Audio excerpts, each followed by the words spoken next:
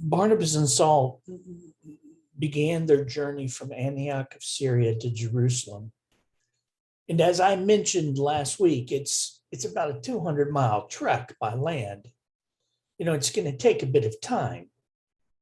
And there's something beautiful about this gift of money they are bringing to the church in Jerusalem. You see, the church in Jerusalem, right? The original church.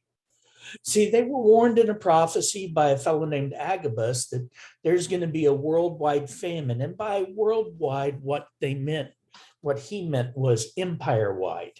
That's how they talked back then. The Roman Empire was the world as far as most of them were concerned, even though everyone knew that there were more inhabitants of the earth that existed outside of the Roman Empire. It's kind of like how we learned world history in high school. See, the church in Antioch immediately takes up an offering when they hear about this famine to help offset the inflation that will come because of the scarcity of resources in Jerusalem. And it's a beautiful thing to my thinking for several reasons, them taking up this offering. The first reason, of course, is that the church in Antioch they're acknowledging their connection to the church in Jerusalem. The second reason I think it's a really cool thing is because the gift, it cuts across cultural and ethnic boundaries. Gentiles in Syria sending a gift to Jews in Jerusalem. And the gift continues to reinforce the commitment that all of them have to live in poverty, or to commitment they have to everyone who lives in poverty. And here's the other part, and it's kind of interesting to me. Serving the poor seems to be a preparatory step to apostolic ministry. I don't know if you've noticed that or not, but the Holy Spirit comes upon the church back in Acts chapter 2, and then the original ones who were with Jesus, the original 11 plus an additional, they undertake the division and distribution of resources, which includes feeding the poor, feeding the widows, yeah?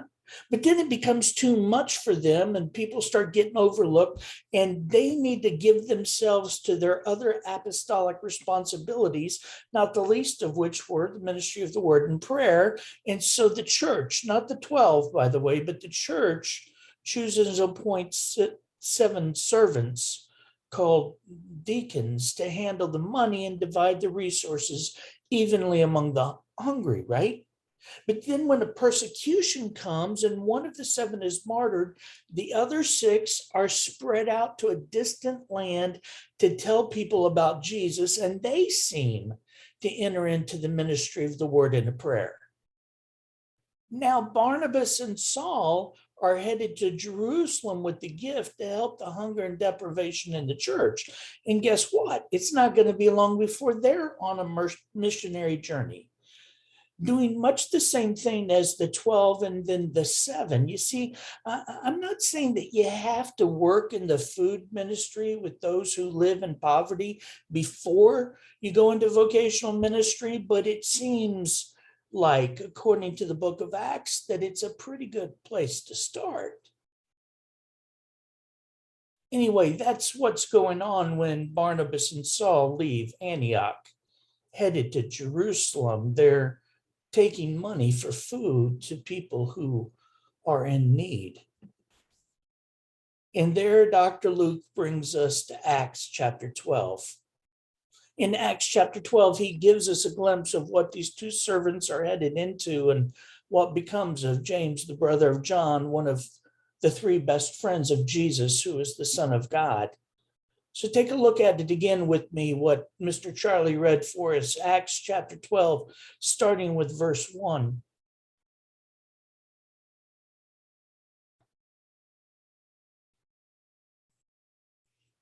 About that time, King Herod Agrippa began to persecute some believers in the church.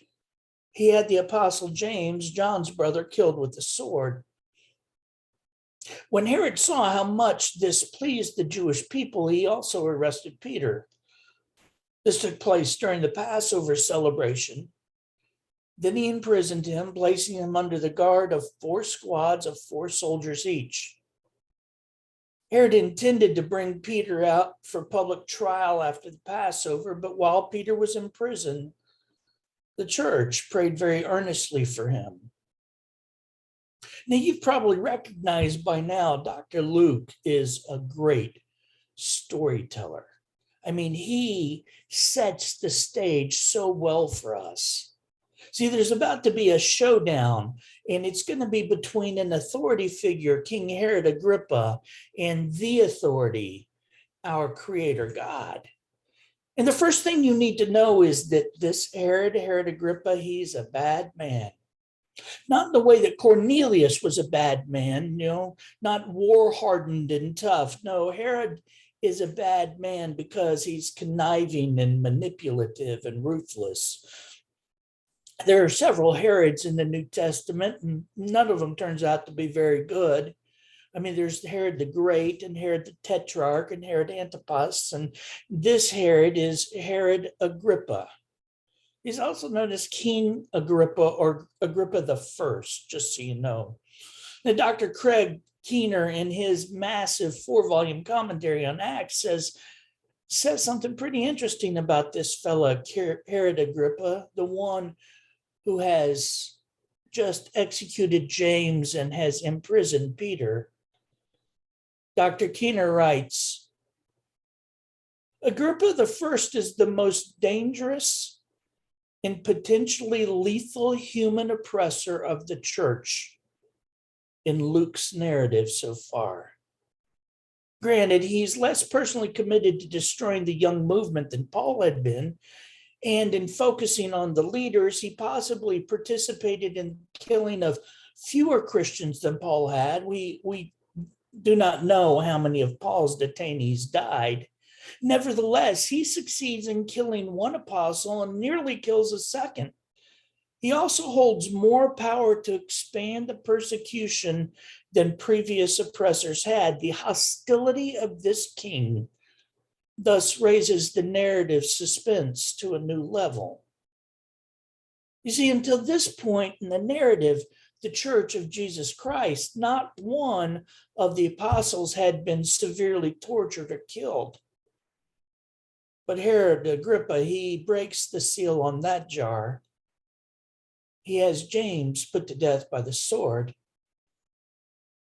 And by the time it's all said and done, there's only going to be one apostle that's going to die a nonviolent death. And there's a casualness about it all for Agrippa. The text tells us that he has James, the brother of John, put to death by the sword. And when he sees that it pleases his constituency, he seizes Peter and imprisons him for that same purpose.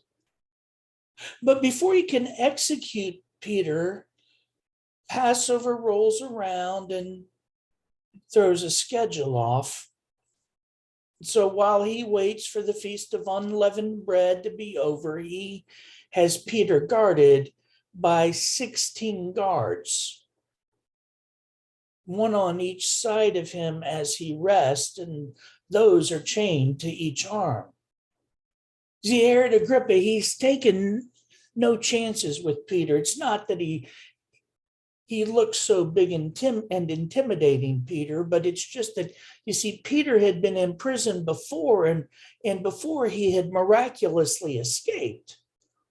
So my guess is that Herod isn't going to be made a fool of the way the Jewish leaders were when they arrested all the apostles back in Acts chapter 5. Oh, you should just let me read those handful of verses to you because it's rather entertaining. You see, in Acts chapter 5, verse 17 reads, Then the high priest and all his associates who were members of the party of the Sadducees were filled with jealousy. They arrested the apostles and put them in public jail. But during the night, an angel of the Lord opened the doors of the jail and brought them out. Go, stand in the temple courts, he said, and tell the people all about this new life. And at daybreak, they entered the temple courts as they had been told, and they began to teach the people.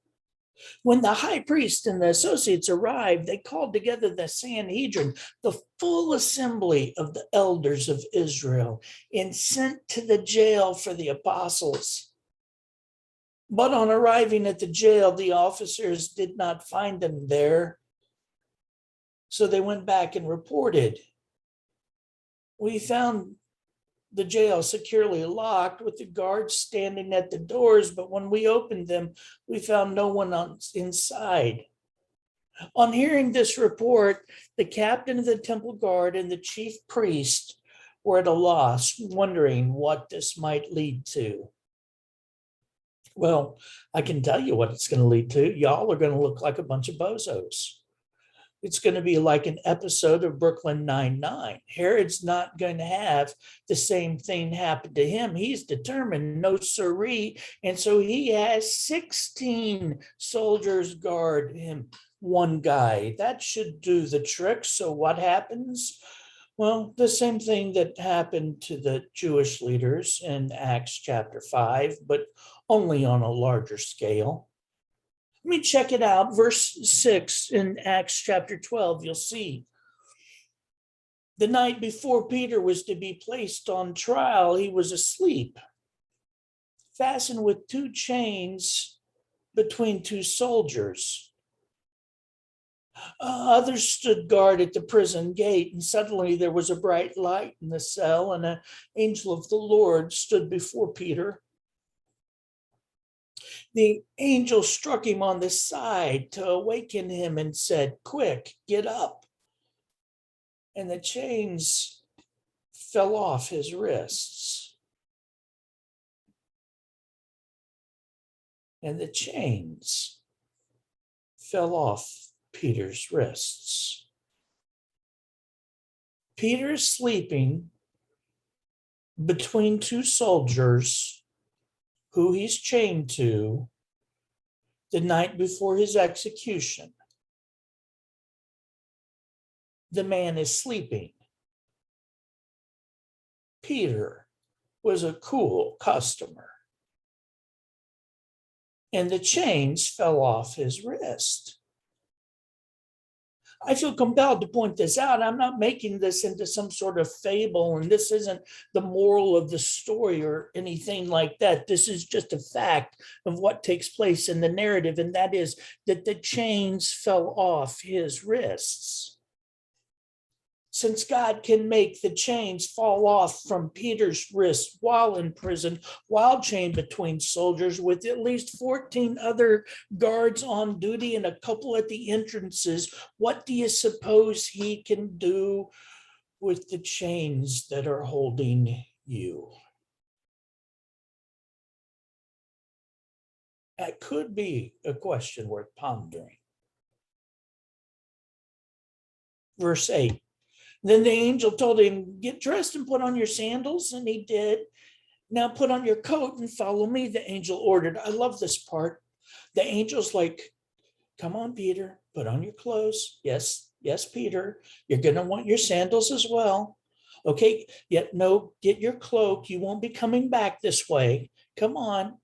I love it. The angel is like, it's step by step. It's like, I don't know, but he's a little bit of a micromanager, this angel. He just, he's telling me everything to get.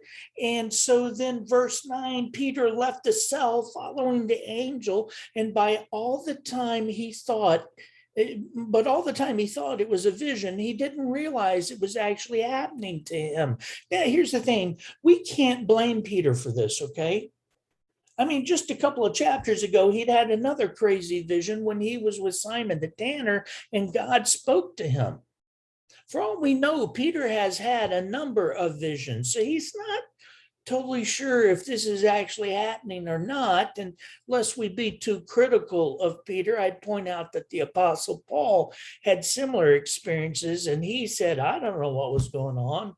In the spirit, out of the spirit, got me having a clue." So, if Peter at this point, who's woken from a dead sleep, by the way, isn't really certain if it's a vision or not, we can't really blame him. It still kind of makes me marvel.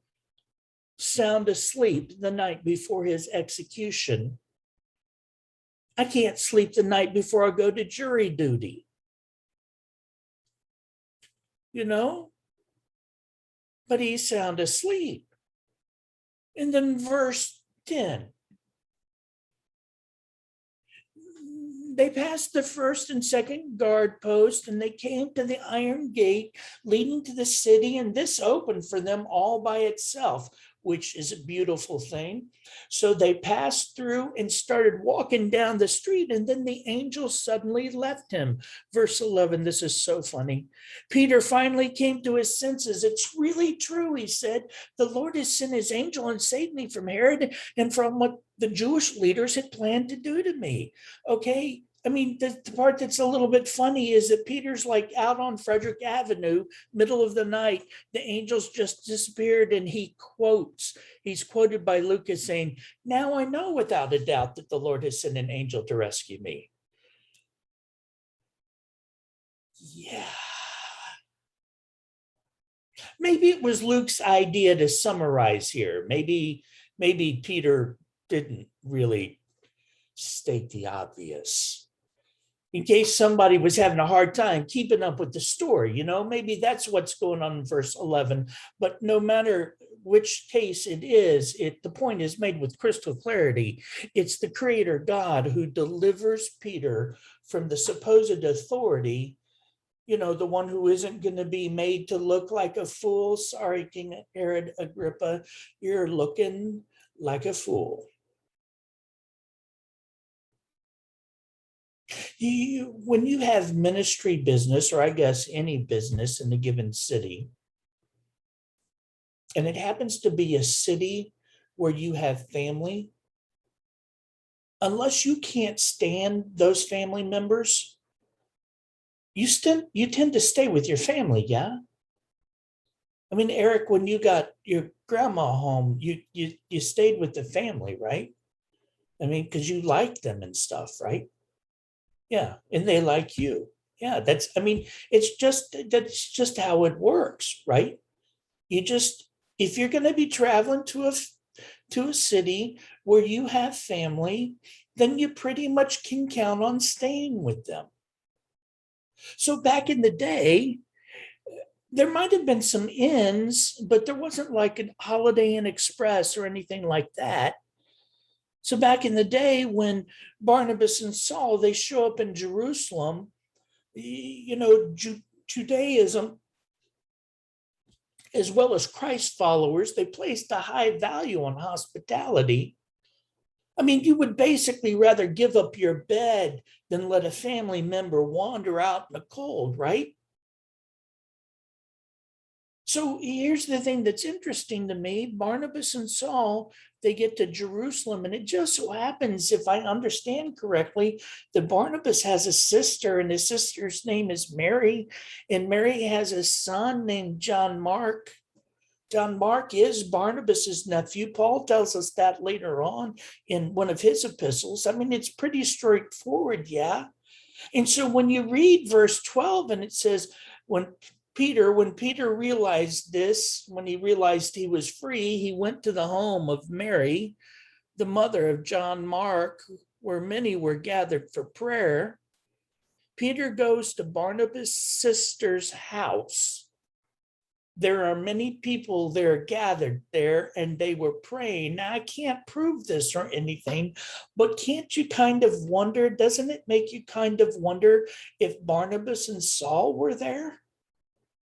I mean, staying with Barnabas's sister and all, because they're visiting from out of town to deliver the collection. Verse 13, he, Peter, knocked at the door in the gate, and a servant named Rhoda came to open it. And when she recognized Peter's voice, she was so overjoyed that instead of opening the door, she ran back inside and told everyone, Peter is standing at the door. God bless you, Rhoda. You are such a gift. Angel delivers Peter from prison, but he can't get through the front door of a friend's house. Rhoda hears Peter's voice, recognizes him, and she's so excited that she leaves him waiting outside. It fits so perfectly with the rest of the story. She tells everyone that Peter is at the door. She tells them that the very thing that they have been praying for has happened, and wait for it. No one believes her. You've lost your blooming mind, Rhoda. That's what it says in verse 15. Well, not quite, you're out of your mind, they said. When she insisted, they decided it must be his angel. Do you see that? No one believes her. Now, if this is starting to sound like a familiar story to you, there might be a really good reason. Verse 16. Meanwhile, Peter, he continued knocking. And when they finally opened the door and saw him, they were amazed. And he motioned for them to quiet down and told them how the Lord had let him out of prison. Tell James and the other brothers what happened, he said. And then he went to another place.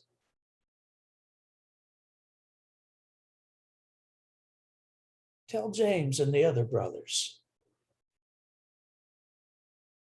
Now, the assumption is made by quite a lot of scholars that Peter is referring to James, the half-brother of Jesus, when he says, tell James and the other brothers. But I'm not totally convinced. You maybe notice how Dr. Luke barely makes anything of the first martyrdom of one of the very first disciples of Jesus. And I can't help but wonder if Peter had gotten the news that his close friend James had been executed. Sure, word had gotten out, some. I mean, the Jewish leaders were pleased. That's why Herod seized Peter. Maybe Peter knew, but maybe Peter was seized before he heard the news. Maybe Peter's message isn't for James, the half-brother of Jesus, but for his business partner, former business partner and friend, James, the brother of Jesus. See, I'm not quite as convinced as everyone else that it's James, the half-brother of Jesus. I know. They have way more degrees than me, et cetera, et cetera, et cetera. I'm still not convinced. I'll tell you what I do know. After us having studied the book of Acts for the past 19 months, Dr. Luke, the author of Acts, he doesn't walk across the room without having a reason. There's a reason that Dr.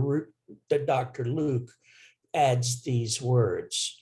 Peter gives the message, tell James and the rest of the church. ...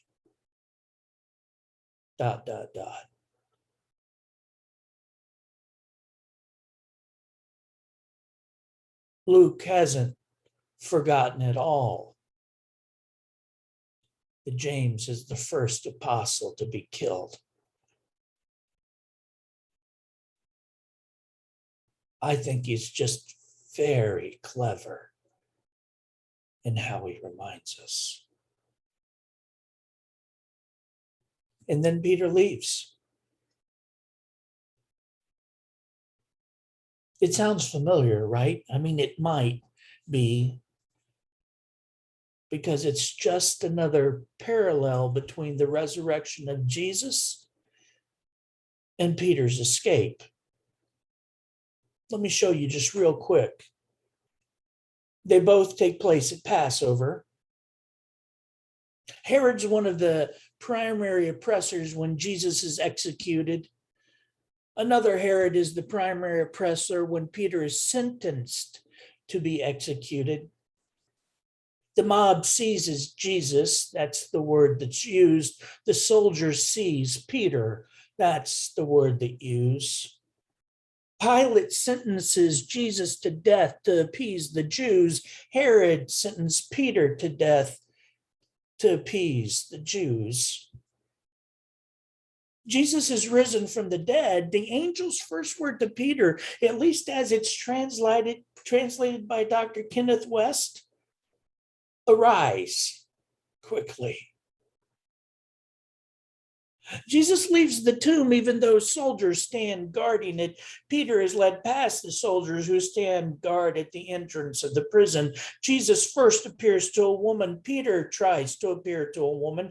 The disciples don't believe the woman. The disciples don't believe the woman. The disciples think Jesus is a ghost. The disciples think Peter is a ghost, sort of. Jesus appears to disciples, he gives a message and leaves.